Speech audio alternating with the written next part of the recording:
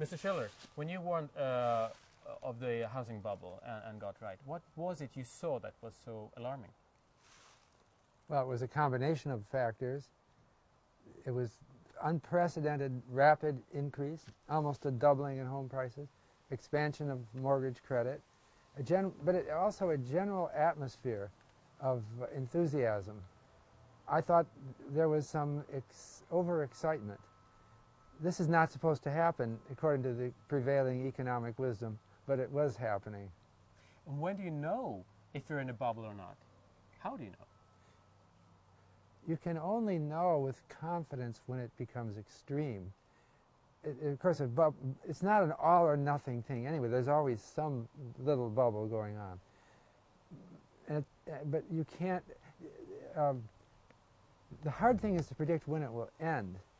You can get fairly confident that something is amiss, but you cannot know whether it will be this year or next year or 5 years from now when it will end. Mm-hmm. Here's one house for sale. When it was booming, people were thinking about real estate as a very good investment. It can't go down. How long do you think it will take until that common knowledge will be prevailing again? Well, it's constantly changing. I do questionnaire surveys of home buyers, and I found that in 2004, the average home buyer thought home prices would go up 12% a year for the next 10 years. That's huge increase. They were totally wrong about that. Almost nobody said they're going to fall, but they did fall. Now, home price expectations are much lower in the United States. They're more like 4% a year, which is not much above the inflation rate.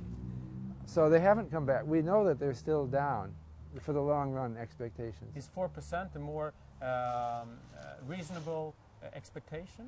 Right, it's much more reasonable because the central bank in this country, the Federal Reserve, has targeted a 2% inflation rate. So it's only 2 percentage points above the targeted inflation rate.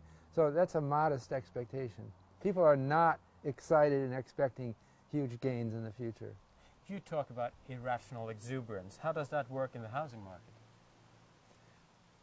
We have a dangerous feedback. Price increases generate stories and remind people of positive theories and facts. They go out and buy and prices go up again. This cycle can repeat itself for years and years with higher and higher prices until it finally gets too high and then it has to break.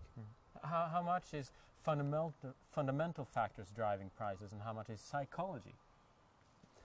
Normally, home prices roughly keep pace with construction costs, so they're usually fundamentals. But there are times when it gets out of hand, and what's happened recently in the United States is not fundamentals driven.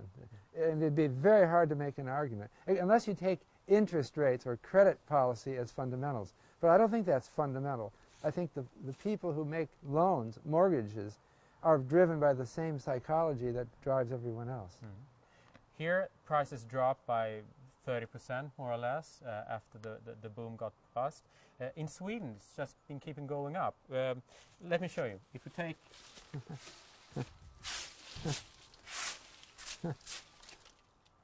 Oh, you brought... This is where we're now. This is the 90s, say 95. Then it started going up. And we're, well, 2008, a little glitch, but we're a bit here. Yeah. And if we go backwards, it's been pretty much revolving around a stable course. What does this say to you? Well, I don't know for sure. I'm not Swedish.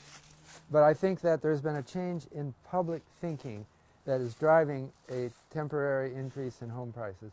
The change in thinking is of housing as an investment. And there's a perception that home prices have gone way up in lots of other countries, so why not Sweden as well? And they think there's more value here than there really is.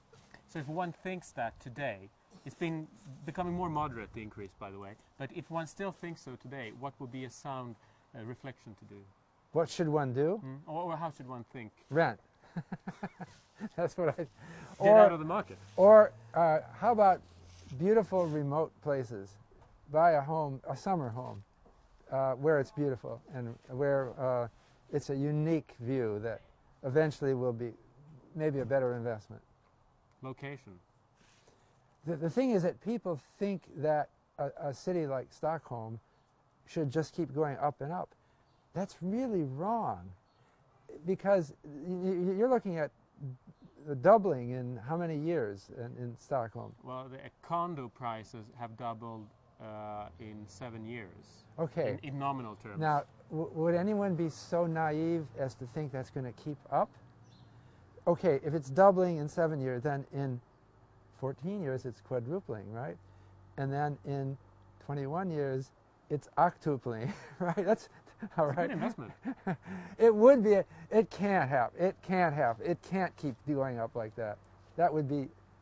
And history shows that what happens is when home prices get high, it's expensive, and people say, "I've got to find some alternative."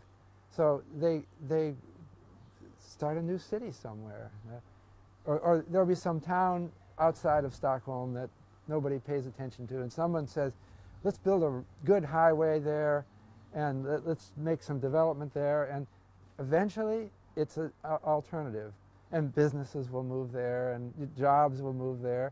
This is history. This is what's happened throughout all of human history. Home prices don't double every 7 years. No way. But people say that there's just this amount of land, and people are there's getting more and more people moving in. So of course they should go up prices. Well, I think of it, I like to take an example of New York in the United States. When did New York start to be a commercial center for the United States? Maybe 200 or 300 years ago. And how much more expensive is New York, a house in New York, than a house in other parts of the country? You know, say, I don't know, 4 times as expensive or 5 times? But you take that down to a yearly increase over 300 years. It's like nothing. It's like 1% a year. People don't know that. They're thinking that doubling in 7 years is normal. It isn't normal. No city in the world can keep going up at a pace like that.